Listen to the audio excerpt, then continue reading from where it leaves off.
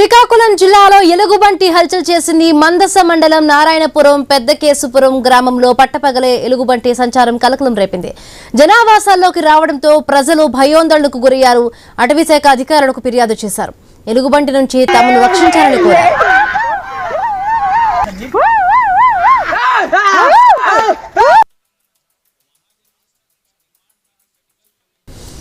శ్రీకాకుళం జిల్లా మందసలో ఉన్న జనావాసాలోకి ఎలుగుబంటి సంచారం చేసినంతో ఒక్కసారిగా కూడా ప్రజలందరూ అక్కడ భయోందోళనకి గురయ్యారు. అటవీశాఖ సిబ్బందికి ఇన్ఫార్మ్ చేసినట్టుగా తెలుస్తోంది.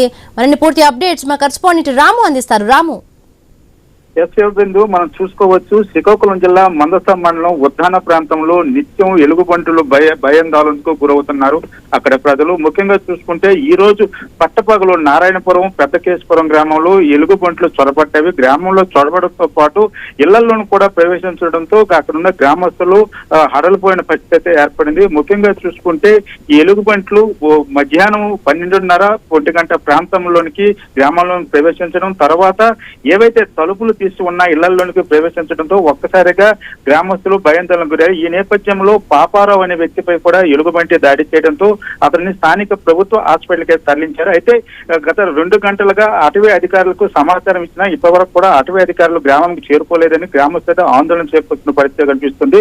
గతంలో కూడా చూసుకుంటే కొత్తూరు మండలం, అదేవిధంగా సోంపేట మండలంలో 7గురిపై దాడి చేసిన ఘటనకు సంబంధించి అప్పుడు 3 కూడా మరణించడం అయితే జరిగింది. ఈ నేపథ్యంలో నిత్యం ఎలుగుబంట్లతో ఈ విధంగా ఇబ్బందులు పడుతున్నాం కానీ ఇంతవరకు దీనిపై ఎటువంటి ఫారెస్ట్ అధికారులు చర్యలు తీసుకోవట్లేదని మాత్రం గ్రామస్తులు అయితే ఆందోళన చేస్తున్న పరిస్థితి కనిపిస్తుంది. ప్రస్తుతానికైతే సమీప తోటల్లోనికి స్థానిక యువకుల సహాయంతో ఎలుగుబంట్లను అయితే పంపించే పరిస్థితి అయితే కనిపిస్తుంది. Bindu. Right, thank you Ramu, thanks for the updates.